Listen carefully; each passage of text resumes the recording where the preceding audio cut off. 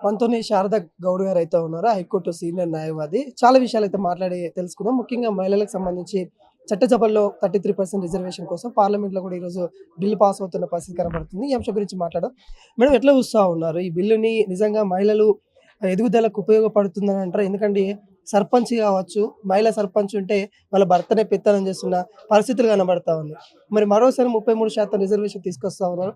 మరి ఏమన్నా మహిళలకి ఉపయోగం ఉంటుందని అనుకుంటుర్రా? యాక్చువల్‌గా చూసుకుంటే గ్రామ స్వరాజ్యంలో రిజర్వేషన్స్ అనేటివి కేటగిరికల్‌గా ఉన్నాయి. కాకపోతే ఇప్పుడు 33% అనేది ఇంతకుముందు కూడా దీని విషయంలో చాలా చర్చలు జరిగినాయి. రాజీవ్ గాంధీ గారి టైంలో హయాం నుంచే మొదలైంది ఇదంతా కూడా. ఈ మధ్యలో ఇప్పుడు మొన్న వీళ్ళు మేనిఫెస్టో పెట్టిన తర్వాత కూడా ఈ 10 ఇయర్స్ గడిపేసి ఇప్పుడు దీని మీద ఏదో మాట్లాడాలి, చెయ్యాలి అనుకుంటున్నాం. అయితే మా డిమాండ్ ఏంటంటే మేము గతంలో ఏదైతే ములాయం సింగ్ గారు కావచ్చు, శరద్ యాదవ్ గారు కావచ్చు, లల్లు ప్రసాద్ యాదవ్ గారు కావచ్చు, ఆ రోజు ఎందుకోసము ఇది అదైపోయింది అని అంటే మెయిన్‌గా ఇప్పుడు ఓబీసీ మహిళలకు సబ్ కోటా కేటాయించకుండా మహిళా బిల్లు ఎట్లా తీసుకొస్తారు? ఆ రోజు లల్లు ప్రసాద్ యాదవ్ గారు, శరద్ యాదవ్ గారు ఏమన్నారంటే మీ బాబ్డీ హెయిర్ వాళ్ళు ఈ రోజు చట్టసభల్లోకి వస్తే వాళ్ళదే రాజు అవుతుంది, కానీ మాది ఎక్కడొస్తుంది? మా నేత చీరలు కట్టేటువంటి వ్యక్తులకు ఓబీసీ కోటాలో మాకు సబ్ కోటా ఉన్నప్పుడు మాత్రమే ఇది వర్తిస్తుంది. అప్పుడు మా వాళ్ళకి అన్యాయం జరగదు, మాకు కూడా నిలబడగలిగేటువంటి అర్హత వస్తుంది, మేము మాట్లాడగలుగుతాం. కానీ ఈరోజు మోడీ ప్రభుత్వము 33% మహిళల బిల్లు తీసుకొని వస్తే దాంట్లో ఓబీసీ మహిళా కోట లేకుండా ఈరోజు అది తీసుకొని వస్తే ఈరోజు ఎలక్షన్స్ అంటే ఎట్లయిపోయినాయి? ఇప్పుడు నువ్వు తీసుకొచ్చిన దాని లోపల ఎవరు వస్తారు? ఇప్పటి వరకు ఆల్రెడీ ఉన్న వాళ్ళ భార్యలు, బిడ్డలు, కోడన్లు, వాళ్ళ ఇంటికి సంబంధించిన వ్యవస్థ మొత్తం వచ్చి కూర్చుంటది. రెడీ అవుతారు వీళ్ళ కోడలు వాళ్ళ కోడలు అందరూ వచ్చేస్తారు. బిడ్డలు లేకపోతే కోడలు ఎవరో ఒకరు వస్తారు. ఎందుకు? డబ్బులు అధికంగా ఒక 5 సంవత్సరాల్లో అంతకుముందు ఏమీ లేని పేదవాడు ఎమ్మెల్యే ఒక 5 సంవత్సరాలు రాగానే 100 కోట్లు వస్తున్నాయి వీళ్ళకి. ఇంకా వాళ్ళకు నెక్స్ట్ ఎలక్షన్లకు ఎట్లా ఖర్చు పెట్టాలనో తెలిసిపోతుంది కదా. అంత రెడీ చేసుకున్న తర్వాత వాళ్ళ కోడలు బిడ్డ నిలబడితే వాళ్ళకి ఏం బాధ? భార్య అందరు నిలబెట్టుకుంటారు. కానీ ఒక సామాన్య మహిళ, ఈరోజు నీతి నిజాయితీతో ఉన్నటువంటి ఒక మహిళ ఈరోజు ఎలక్షన్లో నిలబడి గెలవగలిగే పరిస్థితి ఒక ఓబీసీ మహిళకు సబ్ కోటా లేకుండా మహిళా రిజర్వేషన్స్ నువ్వు ఇచ్చినంత మాత్రాన ఎట్లా గెలుస్తాం? పార్టీలు కూడా ఆ రకంగా గెలుపు గుర్రాలే అంటే గెలుపు గుర్రాలు ఎవరు ఉంటారు అనేది కూడా చూసుకుంటారు కదా. ఇప్పుడు రిజర్వేషన్ లేకపోతే అక్కడ ఓసీలు ఓబీసీలు అంతా ఒకటైతారు. ఎస్సీ ఎస్టీలకు ఉంటుంది రిజర్వేషన్, కానీ ఇప్పుడు ఓసీ మహిళతోటి ఓబీసీ మహిళ పోటీ పడగలుగుతుందా? గెలుస్తుందా? నిలబడగలుగుతుందా?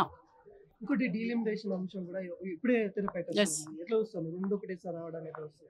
ఇది ఒక కుట్ర అంట నేను. ఎందుకంటే ఇంతకుముందు కూడా ఒక 50 ఏండ్ల క్రితమే ఇందిరాగాంధీ గారు చాలా ముందుగానే గమనించారు, దాన్ని గమనించి ఫ్రీజ్ చేశారు. మళ్ళీ వాజ్పేయి హయాంలో కూడా మళ్ళీ ఇదంతా చూసేసి అరే ఇది మనకి జనాభా నియంత్రణ, అది ఇది బర్త్ కంట్రోల్ అని మనం ఏదేదో మాట్లాడినాము. సో సౌత్కి నార్త్కి మధ్యలో వ్యత్యాసాలు బాగున్నాయి, సో ఏదన్నా జరగచ్చు, కాబట్టి ఇదంతా తేడాలు ఇదంతా ఎందుకు వచ్చినది అని చెప్పేసి అప్పుడు కూడా ఫ్రీజ్ చేశారు. అరుణ్ జైట్లీ నాయకత్వము అంటే వాజ్పేయి హయాం లోపల అది జరిగింది. మళ్ళీ ఇప్పుడు డీలిమిటేషన్ అది ఇది అని చెప్పేసి మాట్లాడుతున్నారు. మరి సౌత్కు నార్త్కు మధ్య లోపల చాలా గ్యాప్ వచ్చింది. ఎందుకంటే జనాభా నియంత్రణ జరిగిన తర్వాత సౌత్ బెల్ట్ మొత్తం కూడా ఆ పద్ధతిని పాటించింది కాబట్టి జనాభా తక్కువ ఉంది. ఇప్పుడు జనాభా పరంగా తీసుకున్నప్పుడు ఏమైపోతుంది? మనకు సీట్స్ తగ్గే అవకాశం ఉంటుంది. మనం ఏమంటున్నాం? ఇప్పుడు మన సీఎం గారు రేవంత్ రెడ్డి గారు ఒక చక్కటి సూచన చేసిండు. జీడిపి కావచ్చు, జిఎస్టీలో కూడా మాకు భాగాలు ఉన్నాయి. ఇప్పుడు నీతి ఆయోగ్ ఉంది, దాంట్లో కూడా పర్సంటేజ్ల ప్రకారం కొంత వాటాలు ఉంటాయి. బ్యాక్వర్డ్ డిస్ట్రిక్ట్లకి ఇంత, జిఎస్టీ ప్రకారం 2.5 అట్లా రకరకాల కేటగిరీలు ఉంటాయి. ఇప్పుడు దీనిలో కూడా అభివృద్ధి అనే ఒక సూచిక ఆర్థిక పరమైనటువంటి దాన్ని తీసుకుంటూ 50% జిఎస్టీ అది చెల్లించే వాటి కింద దాని ప్లస్ ఒక 50% జనాభా నియంత్రణ కింద తీసుకోవచ్చు అని చెప్పేసి ఒక మంచి సూచన రేవంత్ రెడ్డి గారు ఇచ్చారు. కొన్ని దాంట్లలో మాకు అభిప్రాయ భేదాలు ఉన్నా కూడా ఒక సూచనలు చేస్తున్నప్పుడు ఖచ్చితంగా మా సీఎంని మేము కరెక్టే అని చెప్పడానికి అవకాశం ఉంది. స్టాలిన్ గారు కూడా ఒక మాట అన్నారు. తప్పు ఎవరు పడుతున్నారు? బీజేపీ వాళ్ళు మాట్లాడుతున్నారు. ఇక్కడ ఇంకొకటి కిషన్ రెడ్డి గారు మాట్లాడుతూ అది అసాధ్యమా, ఎట్లయితుంది, రేవంత్ రెడ్డి గారు మాట్లాడింది వరల్డ్లో ఎక్కడ లేదు అని. వరల్డ్లో కూడా ఎక్కడ లేనటువంటి సంఖ్యను మీరు పెంచుతున్నారు. ఈరోజు కుట్రపూరితంగా మీరు సంఖ్యను పెంచి ఏం చేస్తున్నారు? సౌత్లో ఉండేటువంటి వాళ్ళ యొక్క ఒక్క ఎంపీ కాదు కదా, నువ్వు ఇప్పుడు ఉన్నటువంటి ఎంపీలు ఎవ్వరి ప్రాతినిధ్యం లేకుండానే రేపటి రోజు ఇది కానీ పాస్ అయిపోతే 800 పైన కానీ వస్తే అప్పుడు నార్త్ వాళ్ళ యొక్క అభిప్రాయంతో మాత్రమే బిల్లులు వస్తాయి. కానీ సౌత్ యొక్క ప్రాతినిధ్యం ఇంత మాత్రం ఉండదు. అంటే మనం బతికినట్ట సచ్చినట్ట.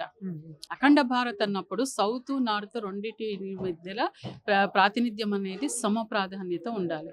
కానీ ఈరోజు లేకుండా దాన్ని పైకి కిందికి చేసుకుంటా ఉంటే దానివల్ల ఉపయోగం ఏముంటుంది?